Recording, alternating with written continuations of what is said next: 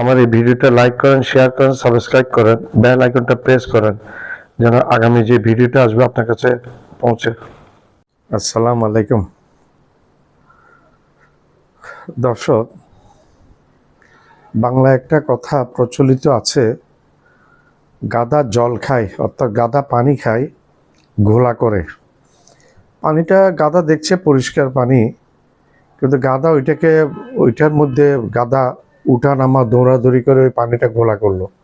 প্রথমে পরিষ্কার পানি থাকা অবস্থায় গাধা কিন্তু খেলো না। কখন খেলো? যখন পানিটা ঘোলা হয়ে গেল তখন এই গাধা ঘোলা পানি খাওয়া শুরু করলো। আমি একটা উদাহরণ টানলাম এই কারণে, নরেন্দ্র মোদীকে নিয়ে এটার সাথে একটু তুলনা করা যায়। তত্ত্বাবধায়ক সরকার আসার পরে এই মোদী ডক্টর ইউনূসকে সহ্য করতে পারে নাই। ডক্টর ইউনূসকে যে আমাদের বাংলাদেশের সব মানুষ সহ্য করে তা কিন্তু নয়। ওনার বিগত 17 মাসের সরকারের মধ্যে অনেক বিতর্কিত কাজও হয়েছে, যেগুলো এখন ধীরে ধীরে ধরা পড়ছে, এবং উনিও বিতর্কের ঊর্ধ্বে নয়। কারণ ওনার সময় যেই ইলেকশনটা হয়েছে, একটা ইলেকশন ইঞ্জিনিয়ারিং হয়েছে বলে শোনা যায়, এবং উনি যে নিরপেক্ষভাবে ইলেকশন দিতে পেরেছে তাও কিন্তু আমরা বলতে পারি না।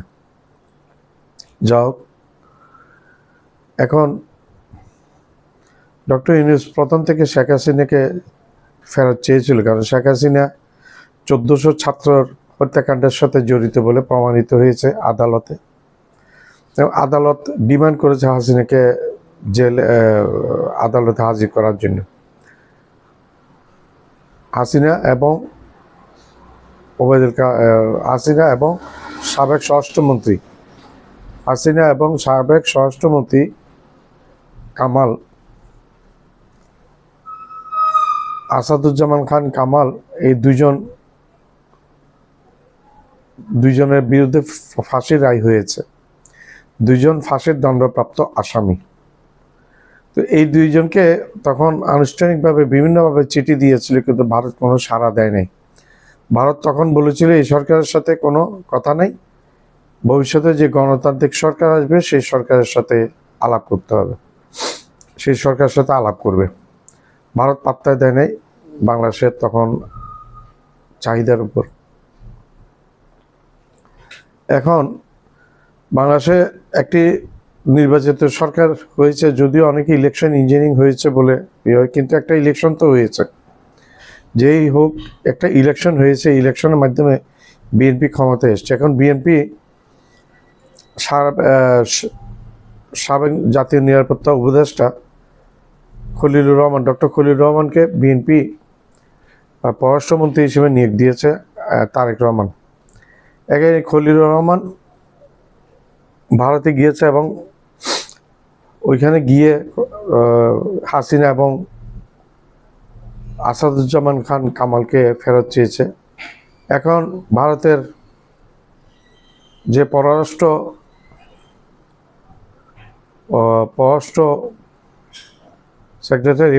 সেক্রেটারি না,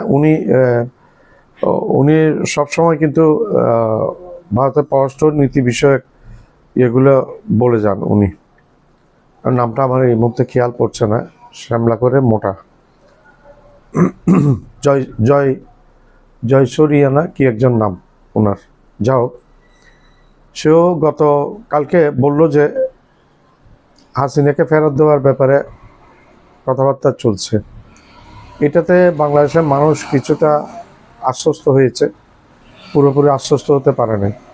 বাংলাদেশের মানুষ ভারত বিরোধী হওয়ার বাংলাদেশের মানুষ কিছু কাজ আছে, ভারতের অনৈতিক কাজ, অবৈধ কাজ, বাংলাদেশের স্বার্থ বিরোধী, যেগুলা বাংলাদেশের মানুষ পছন্দ করে না। তার মধ্যে 1 নম্বর হচ্ছে জাল ভোট, দিনে ভোট, রাত্রে জাল ভোট দেওয়া এবং ডামি প্রার্থী দিয়ে ইলেকশন ইঞ্জিনিয়ারিং করা। এগুলি ভারতের সহযোগিতায় করেছে হাসিনা ফ্যাসিস্ট, যেটা বাংলাদেশের মানুষ গ্রহণ করে নাই। 1400 ছাত্র হত্যার পিছনে ভারতের ইন্ধন ছিল বলে শোনা যায়, আমার কথা নেই, এটা শোনা যায়।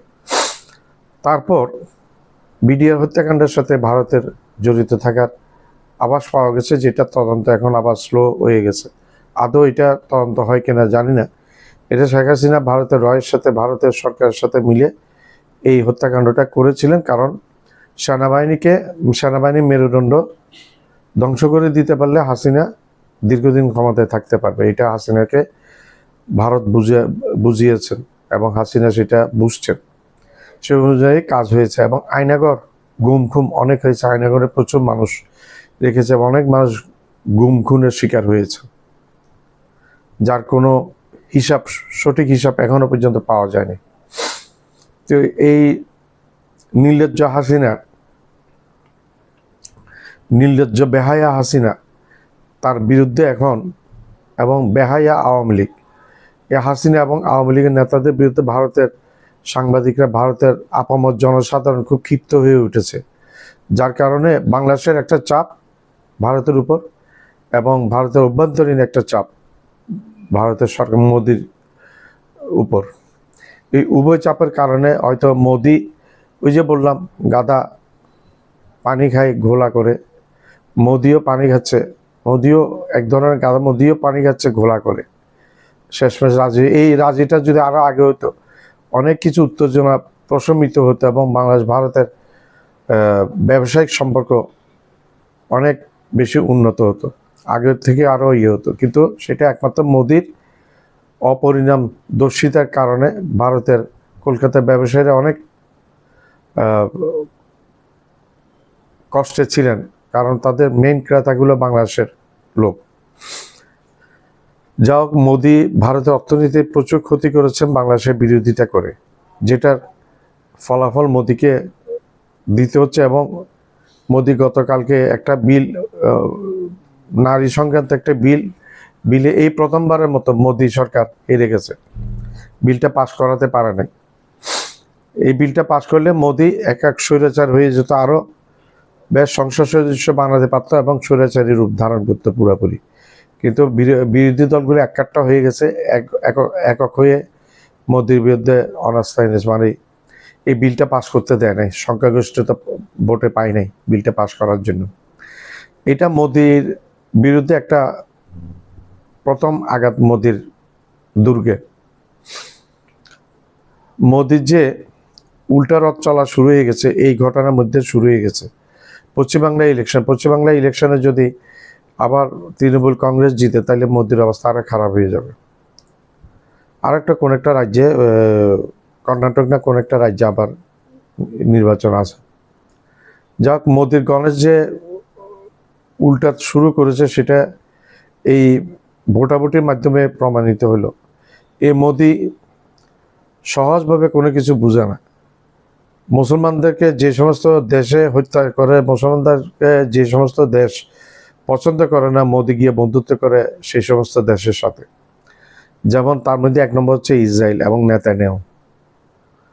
এই মোদি প্রচুর অস্ত্র সাপ্লাই করেছে নেতানিয়াহুকে, যেগুলি নেতানিয়াহু ব্যবহার করেছে গাজায় মুসলিম হত্যাকাণ্ডের জন্য।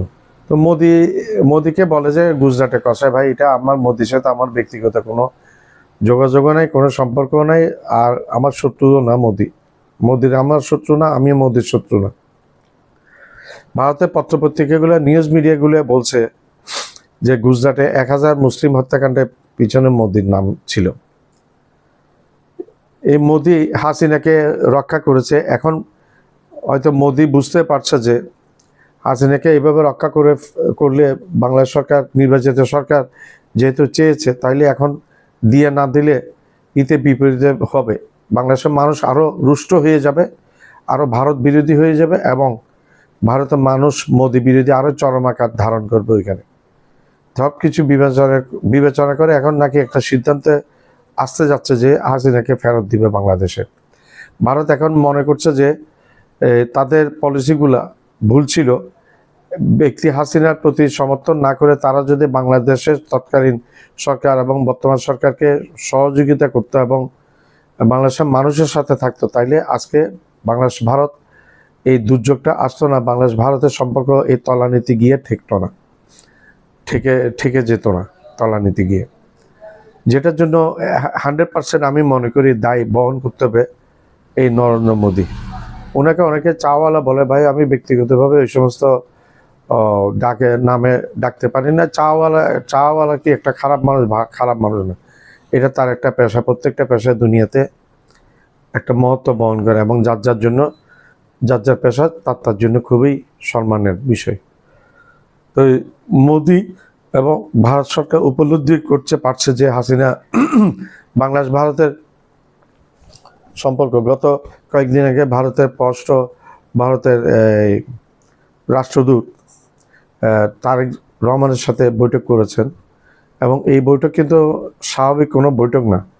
এই বৈঠকে হয়তো তারেক রহমান, যেটা আমরা অনুমান করছি, হয়তো ভারতের এই রাষ্ট্রদূতকে বলেছে যে আপনারা যদি হাসিনাকে ফেরত না দেন, সে এখানে রায় হয়ে গেছে তার বিরুদ্ধে, হাসিনা এবং কামালকে ফেরত না দেন, এবং আমরা আপনাদের সাথে ব্যবসা আরও শুরু করতে যাই, আমরা প্রথম আপনাদের এখানে সফরে যাওয়ার কথা, এগুলি করে তাইলে আমরা বাংলাদেশের মানুষের বিরাট ভাজন হয়ে যাব।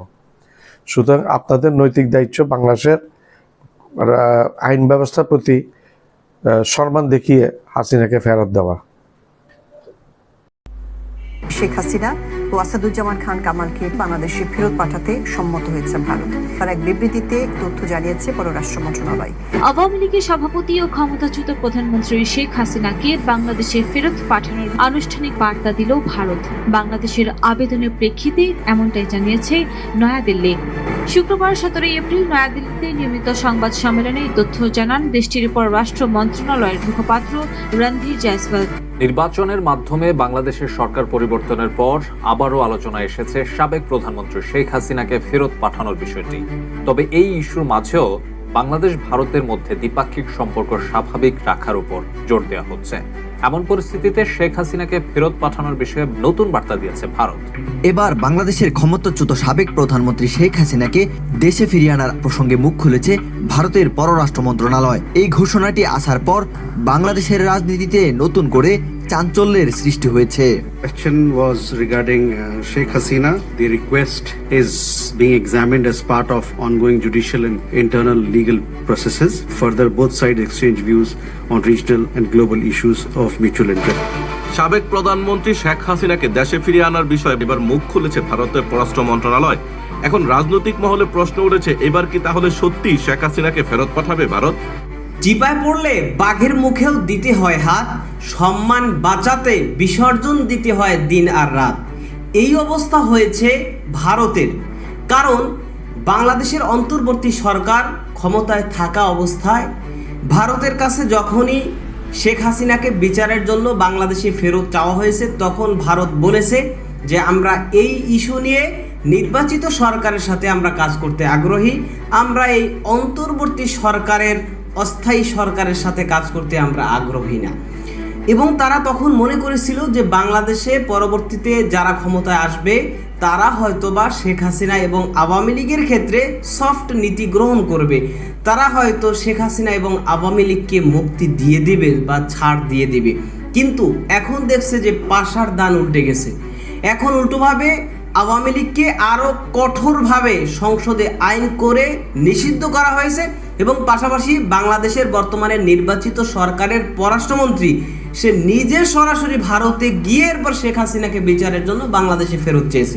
যেই কারণেই কিন্তু এবার শেখ হাসিনাকে বিচারের জন্য বাংলাদেশে ফেরত দিচ্ছে ভারত, এবং ইতিমধ্যেই শেখ হাসিনাকে ফেরতের আনুষ্ঠানিক ঘোষণাও দিয়েছে ভারত। দর্শক, এ বিষয়ের কিছু অংশ ভিডিওর শুরুতে শিরোনামে আপনারা দেখেছেন, বিস্তারিত দেখবেন পুরো ভিডিও জুড়ে। এই বিষয়গুলো দেখার পূর্বে আপনাদের একটা অনুরোধ করব, যারা আমাদের চ্যানেলে নতুন আসছেন চ্যানেলটি সাবস্ক্রাইব করে অল ক্লিক করে বেল আইকনটি চালু করে দিবেন।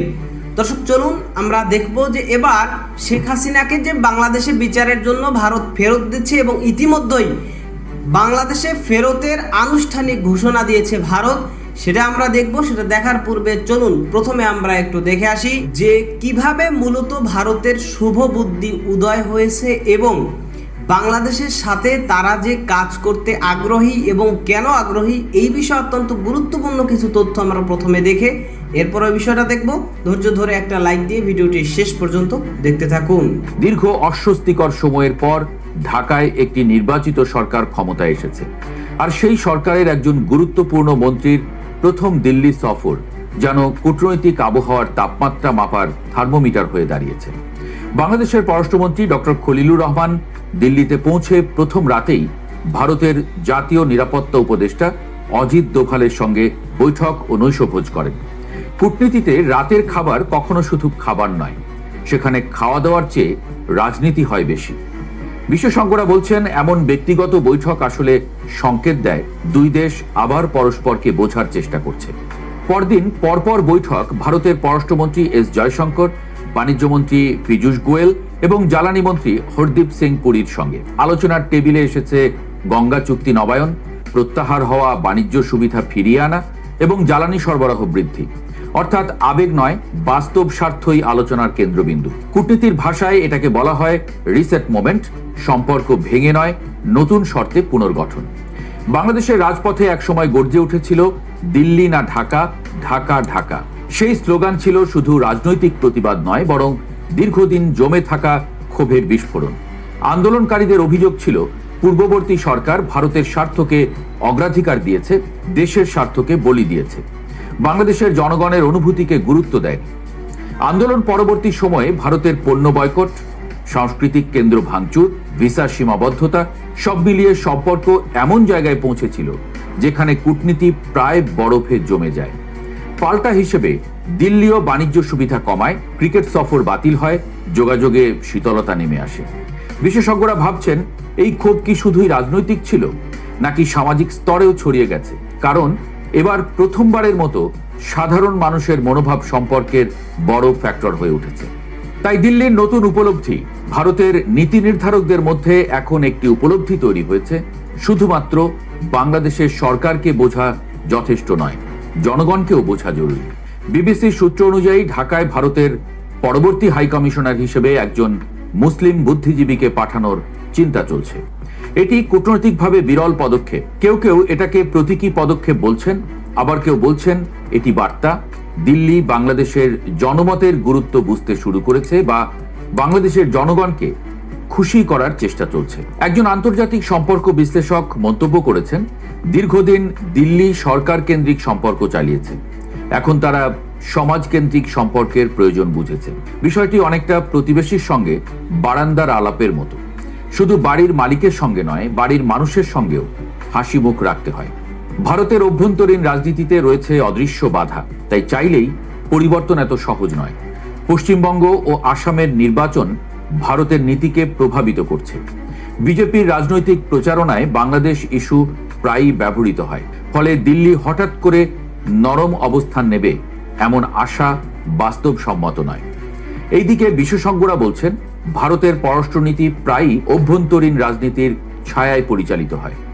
নির্বাচনের আগে কঠোর ভাষা, নির্বাচনের পরে বাস্তববাদী কূটনীতি, এটাই দক্ষিণ এশিয়ার পরিচিত দৃশ্য। অর্থাৎ প্রকাশ্যে কঠোরতা থাকলেও পর্দার আড়ালে সম্পর্ক মেরামতের কাজ চলতেই পারে।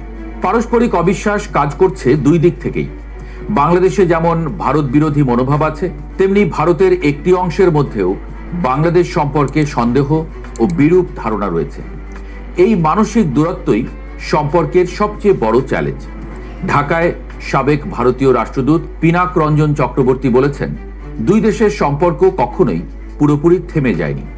রাজনীতি বদলেছে, কিন্তু বাণিজ্য, যোগাযোগ ও অর্থনৈতিক নির্ভরতা চালু থেকেছে। বিশেষজ্ঞরা বলছেন রাষ্ট্রের সম্পর্ক শেষ পর্যন্ত আবেগ দিয়ে নয়, প্রয়োজন দিয়ে টিকে থাকে। নদী যেমন দুই তীরকে আলাদা করেও যুক্ত রাখে, তেমনি অর্থনীতি দুই দেশকে একসঙ্গে বেঁধে রাখে। আওয়ামী লীগ ফ্যাক্টরে অস্বস্তির ছায়া। ভারত বাংলাদেশ সম্পর্কের সবচেয়ে স্পর্শকাতর বিষয় হলো আওয়ামী লীগ। দিল্লির সঙ্গে দলটির দীর্ঘ ঘনিষ্ঠতা এখন নতুন সরকারের জন্য রাজনৈতিক চাপ তৈরি করছে। ক্ষমতাচ্যুত শেখ হাসিনা ভারতের আশ্রয়ে থাকায় বিষয়টি আরো জটিল হয়েছে। ঢাকা প্রত্যাবর্তন চাইছে, দিল্লি নীরব। কূটনীতির ভাষায় এই নীরবতাই সবচেয়ে জোরালো উত্তর। তবে পর্যবেক্ষকরা মনে করেন বাস্তববাদী শেষ পর্যন্ত জয়ী হবে, কারণ কূটনীতিতে স্থায়ী বন্ধু বা শত্রু নেই, আছে স্থায়ী স্বার্থ। একজন সাবেক কূটনীতিক মন্তব্য করেছেন, ভারত বাংলাদেশে বহু বিনিয়োগ করেছে, তাই সরকার বদলালেই সম্পর্ক বদলায় না। বিএনপি বিজেপি সংলাপের মধ্যে রয়েছে নতুন অধ্যায়। দিল্লিতে বাংলাদেশের পররাষ্ট্র উপদেষ্টার বিজেপি সদর দপ্তর সফর একটি প্রতীকী মুহূর্ত। এতদিন এই ধরনের দলীয় যোগাযোগ সীমাবদ্ধ ছিল আওয়ামী লীগের মধ্যে, এখন সেই জায়গায় এসেছে বিএনপি। এটি বোঝাচ্ছে দিল্লি বুঝে গেছে বাংলাদেশের রাজনীতি বদলেছে এবং নতুন বাস্তবতার সঙ্গে খাপ খাওয়ানো ছাড়া উপায় নেই। বিশেষজ্ঞরা বলছেন এটি ডিপ ডিপ্লোমেসি, সরকার নয় রাজনৈতিক শক্তিগুলোর সঙ্গে দীর্ঘমেয়াদী সম্পর্ক তৈরি। তবে আসল বাস্তবতা হলো প্রতিবেশী বদলানো এত সহজ নয়। বাংলাদেশ ও ভারতের সম্পর্কের সবচেয়ে বড় সত্যটি খুব সাধারণ, প্রতিবেশী বদলানো যায় না।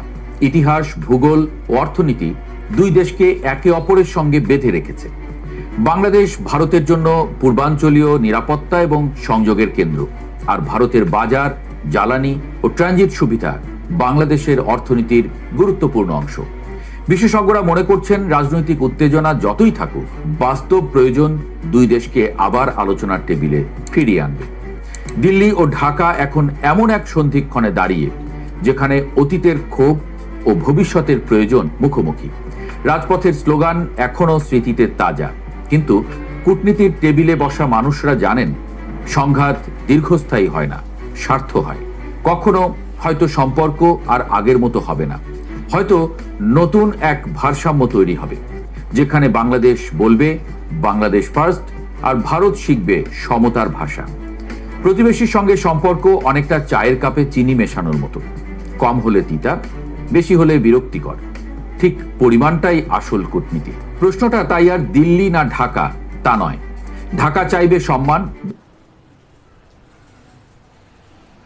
দর্শক মণ্ডলী, অন্য কোনো দেশে যাব না, যদি মরতে হয় ভারতেই মরব, এরকম একটি কথা বলেছেন পতিত ফ্যাসিবাদী সরকারের প্রধানমন্ত্রী শেখ হাসিনা, যিনি এখন ভারতে অবস্থান করছেন। তো যারা শেখ হাসিনার শাসন আমলে দারুণভাবে নিগৃহীত ছিলেন, তারা সকলেই আমাদের মতো এত নরম করে শেখ হাসিনা সম্পর্কে কথা বলেন না। এই সংবাদটি গত 8 এপ্রিল 2026 বুধবার নানা গণমাধ্যমে এটি প্রকাশিত হয়েছে, বিশেষ করে প্রিন্টিং মিডিয়ায়। এবং এই সংবাদ দেখার পরে আমি নিজে যেমন চমকে গেছি, আমার ধারণা যারা দেখেছেন তারা সকলেই বিস্মিত হয়েছেন। আবার তারা বিশ্বাসও করেছেন যে এমনটি হওয়াটাই স্বাভাবিক। শেখ হাসিনা একসময় খালেদা জিয়াকে কটাক্ষ করে বলতেন যে আপনি বাংলাদেশ পছন্দ না হলে আপনার পেয়ারা পাকিস্তানে চলে যান। জীবন মৃত্যুর সন্ধিক্ষণে দাঁড়িয়েও আপসীন দৃঢ়চেতা মানসিকতার বেগম খালেদা জিয়া তিনি বাংলাদেশ ছেড়ে কোথাও যেতে রাজি হননি। সর্বশেষ তার চিকিৎসা বাংলাদেশেই হয়েছে এবং তিনি বাংলাদেশের মাটিতেই শেষ নিঃশ্বাস ত্যাগ করার এক অপরিসীম সুযোগ আল্লাহ তাআলা তাকে কৃপা করে তাকে দান করেছেন। অথচ তিনি দম্ভ সহকারে এই কথা বলতেন, তিনি জনরোষের মুখে পালিয়ে যে তিনি আগে বিশ্ব নেত্রী ছিলেন, তার একমাত্র ঠিকানা হলো ইন্ডিয়া। বিগত 17 বছর শেখ হাসিনার ঘাড়ে বন্দুক রেখে ভারত বাংলাদেশের স্বার্থ বিরোধী এবং তার স্বার্থের অনুকূলে এত বেশি সুবিধা পেয়েছে, এত একটা প্রাইম টাইম ইন্ডিয়ার জন্য গেছে, যেটি 54-55 বছরের ইতিহাসে ভারত আর কখনোই এটি উপভোগ করতে সক্ষম হয়নি। ফলে ভারত, সেই পতিত ফ্যাসিবাদী সরকার, জনগণের শত্রু, তাকে ভারত আশ্রয় দিয়েছে। শেখ হাসিনা একমাত্র সেখানেই আশ্রয় পেয়েছেন। ফলে তার এই যে ইচ্ছা যে তিনি মরলে ভারতেই মরবেন, এটিকে জনগণ খুব স্বাভাবিকভাবে নিয়েছে।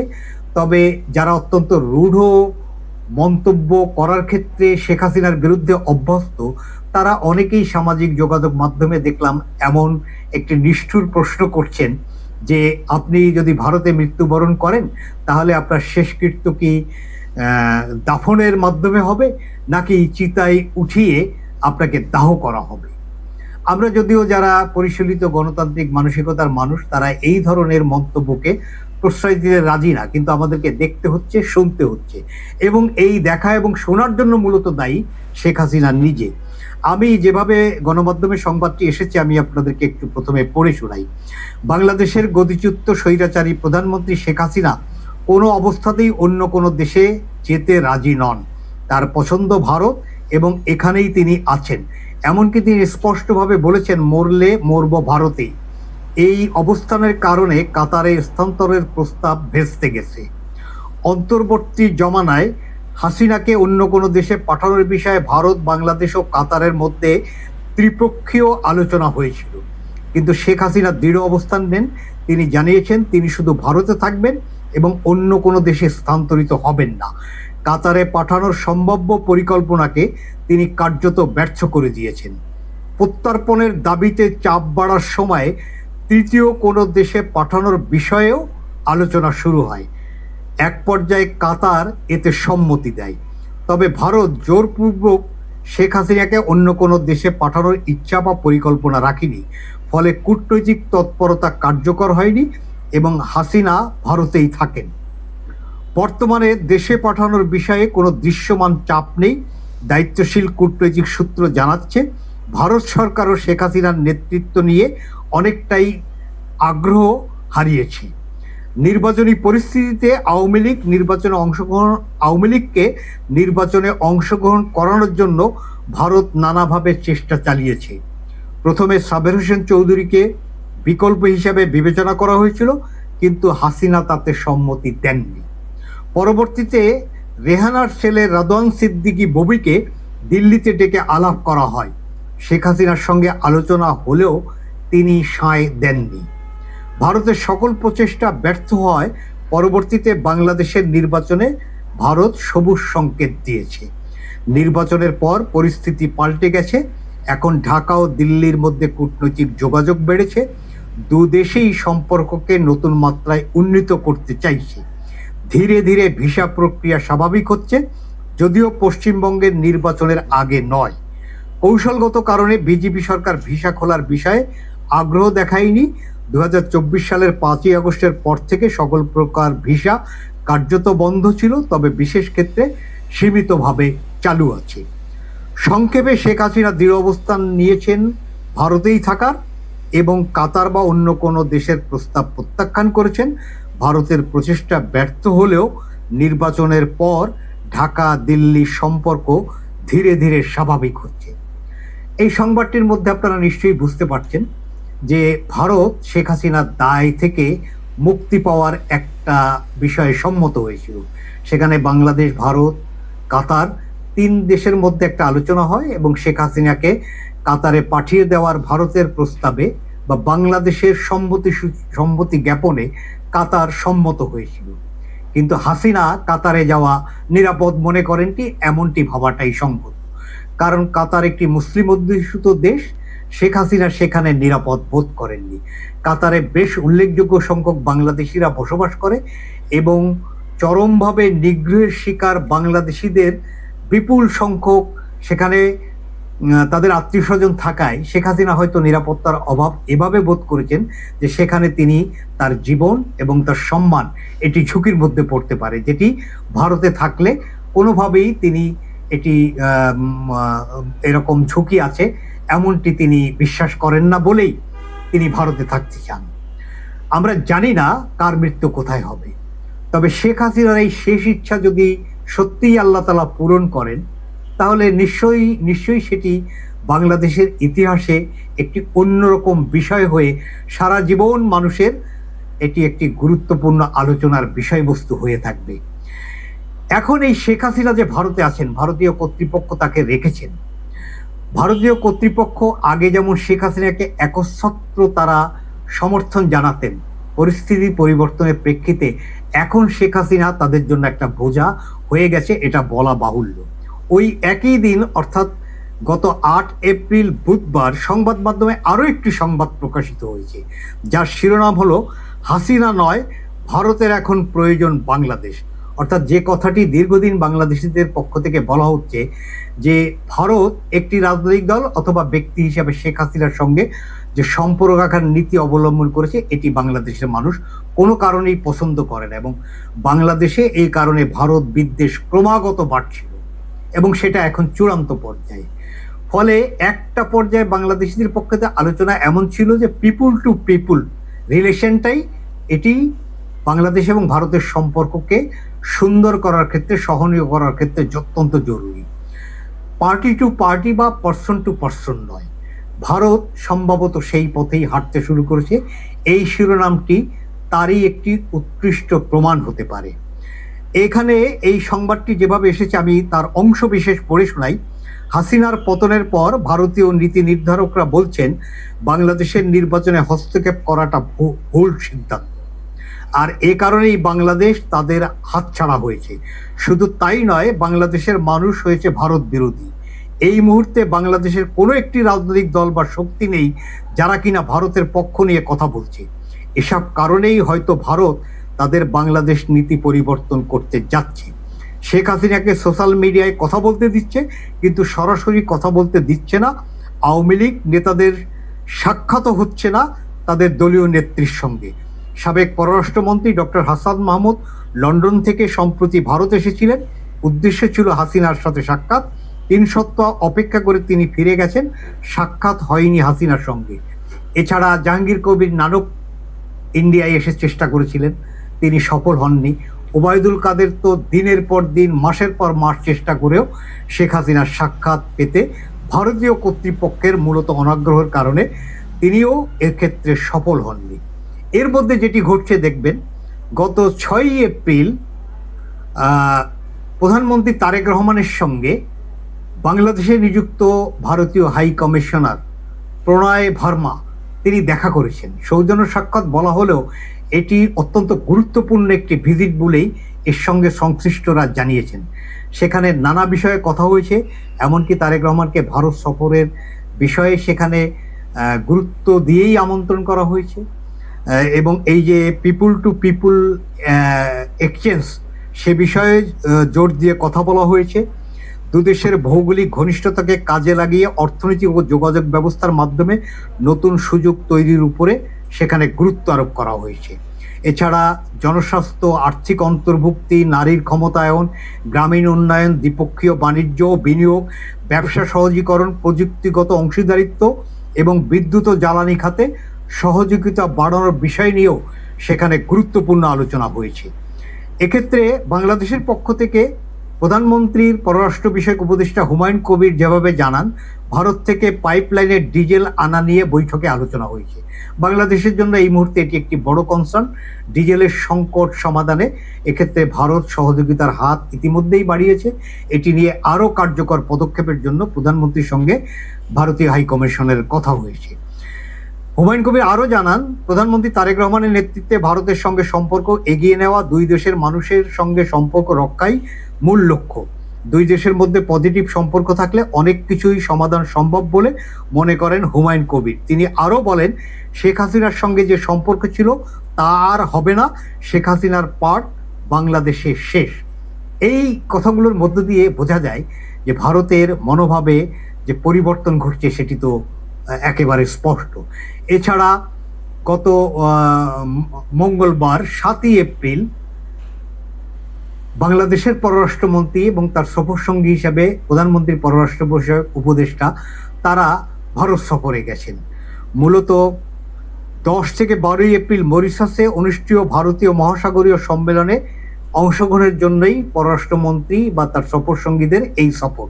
সেখানে পথিমধ্যে দিল্লিতে তিনি যাত্রা বিরতি করবেন এবং সেখানে পররাষ্ট্র মন্ত্রণালয়ে 8 এপ্রিল বুধবার ভারতের পররাষ্ট্রমন্ত্রী জয়শঙ্করের সঙ্গে বাংলাদেশের পররাষ্ট্রমন্ত্রী ডক্টর খলিলুর রহমানের দ্বিপাক্ষিক বৈঠক অনুষ্ঠিত হয়েছে। ওই একই দিন বিকেল 4টায় বাণিজ্য ভবনে বাণিজ্যমন্ত্রী পীযূষ গোয়েলের সঙ্গে সাক্ষাৎ হয়েছে এবং 5:30টায় আকবর রোডের একটি ভবনে পেট্রোলিয়াম ও প্রাকৃতিক গ্যাস বিষয়ক মন্ত্রী, ভারতীয় মন্ত্রী হরদীপ সিং পুরীর সঙ্গেও পররাষ্ট্রমন্ত্রী বা তার টিমের বৈঠক হয়েছে। এই বৈঠকগুলো অত্যন্ত রিমার্কেবল এবং গুরুত্বপূর্ণ। এবং এখানে আরেকটি বৈঠক অনুষ্ঠিত হবে বলে জানা গেছে, যেটি আনুষ্ঠানিকভাবে উজ্জ্বল রাখা হয়েছে। সেটি হলো ভারতের জাতীয় নিরাপত্তা উপদেষ্টার সঙ্গে বাংলাদেশের পররাষ্ট্রমন্ত্রীর একটি বৈঠক হবে। এটিকে স্বাভাবিকভাবে একটি হাই প্রোফাইল সফর বলা যায়, যদিও ঢাকার পক্ষ থেকে জানানো হয়েছে এটি একটি শুভেচ্ছা সফর বা যাত্রা বিরতি, কিন্তু ভারতীয় কর্তৃপক্ষের পক্ষ থেকে সে দেশের মিডিয়া অ্যাড্রেস করেছে এটি সরকারি সফর। অর্থাৎ ভারতের দিক থেকে আগ্রহটা এখানে যে বেশি সেটি অত্যন্ত দৃশ্যমান। এবং 7ই এপ্রিল মঙ্গলবার খলিলুর রহমান এবং তার টিম ভারত পৌঁছালে তাদেরকে যে কোনো সময়ের তুলনায় অতিরিক্ত অ্যাটেনশন দিয়ে একটি গুরুত্বপূর্ণ সম্বর্ধনা, উষ্ণ সম্বর্ধনা তাদেরকে জানানো হয়েছে। এই কথাগুলোর অর্থ হলো Hasina is not main concern. ইন্ডিয়ার কাছে হাসিনা এখন গুরুত্বপূর্ণ না, বাংলাদেশ এখন গুরুত্বপূর্ণ। নতুন নির্বাচিত গণতান্ত্রিক সরকারের সঙ্গে সম্পর্কের নতুন মাত্রা এটি ভারত করতে যাচ্ছে। এবং আমরা জানি যে রিলেশনশিপ একটা বিষয়, ফ্রেন্ডশিপ আর একটা বিষয়, এর মধ্যে হোস্টাইল রিলেশনশিপ এটা একটি বিষয়। ভারতের সঙ্গে দীর্ঘদিন বাংলাদেশের একটা হোস্টাইল রিলেশনশিপ ছিল এই হাসিনা এবং আওয়ামী লীগের কারণে। এটি এখন হয়তো একটা রিলেশনশিপের অর্থাৎ সম্পর্ক উন্নয়নের মাত্রায় পৌঁছচ্ছে যদি ভারত বাংলাদেশের স্বার্থ বিঘ্নিত না করে সৎ প্রতিবেশী সুলভ আচরণ করে। নিঃসন্দেহে ভারতের সঙ্গে বাংলাদেশের সম্পর্কটা রিলেশনশিপ থেকে ফ্রেন্ডশিপে পৌঁছানো এটি যথেষ্ট সহজ হবে। আমি আমার কথায় আবারও ফিরে যাই। শেখ হাসিনা ভারতে মরতে চান, তিনি মরুন। তার মৃত্যু বাংলাদেশে কোনো আলোড়ন সৃষ্টি করবে এমনটি মনে করার কোনো কারণ নাই। কারণ তিনি জীবিত থাকলে এবং বাংলাদেশে থাকলে বাংলাদেশের মানুষের জন্য তিনি যে মৃত্যু খুব খনন করেছিলেন সেখান থেকে বাংলাদেশের মানুষ হাঁপ ছেড়ে বেঁচেছে। তিনি তার পেয়ারা ইন্ডিয়াতেই যদি তার আল্লাহ তাআলা তার মৃত্যু কবুল করেন সেটি একান্তই তার ব্যক্তিগত বিষয় অথবা তার পরিবারের বিষয়। এ নিয়ে বাংলাদেশের মানুষের তেমন কোনো হাপিত্তেশ করার কোনো কারণ। আমার এই চ্যানেলটাকে আপনারা লাইক করবেন, শেয়ার করবেন, সাবস্ক্রাইব করবেন, বেল আইকনটা প্রেস করবেন, সাবস্ক্রাইব করতে ভুলবেন না। আবারও ফিরে যাই। শেখ হাসিনা ভারতে মরতে চান, তিনি মরুন। তার মৃত্যু বাংলাদেশে কোনো আলোড়ন সৃষ্টি করবে এমনটি মনে করার কোনো কারণ নাই। কারণ তিনি জীবিত থাকলে এবং বাংলাদেশে থাকলে বাংলাদেশের মানুষের জন্য তিনি যে মৃত্যু খুব খনন করেছিলেন সেখান থেকে বাংলাদেশের মানুষ হাঁপ ছেড়ে বেঁচেছে। তিনি তার পেয়ারা ইন্ডিয়াতেই যদি তার আল্লাহ তাআলা তার মৃত্যু কবুল করেন সেটি একান্তই তার ব্যক্তিগত বিষয় অথবা তার পরিবারের বিষয়। এ নিয়ে বাংলাদেশের মানুষের তেমন কোনো হাপিত্তেশ করার কোনো কারণ আছে এটি মনে করার কোনো কারণ নাই। তবে ওই যে দিন শেষে যার যেমন চরিত্র তিনি তা প্রকাশ করবেনই। যার মনে যে বাসনা তিনি মনের অন্তরে পুষে রাখেন সেটি কোনো না কোনো সময় সচেতনভাবে হোক অসচেতনভাবে হোক সেটি প্রকাশিত হবে। মরলে ভারতেই মরব, শেখ হাসিনার ইচ্ছা, আগ্রহ অথবা তার কথা অথবা তার প্রতিক্রিয়া এটি তার ভিতরে যে সুপ্তভাবে যে বাসনা তিনি পুষে রেখেছিলেন সেটিরই বহিঃপ্রকাশ বলে বাংলাদেশের মানুষ মনে করে। আমার চ্যানেলটা লাইক করবেন, শেয়ার করবেন, সাবস্ক্রাইব করবেন, বেল আইকনটা প্রেস করবেন, সাবস্ক্রাইব করতে ভুলবেন না।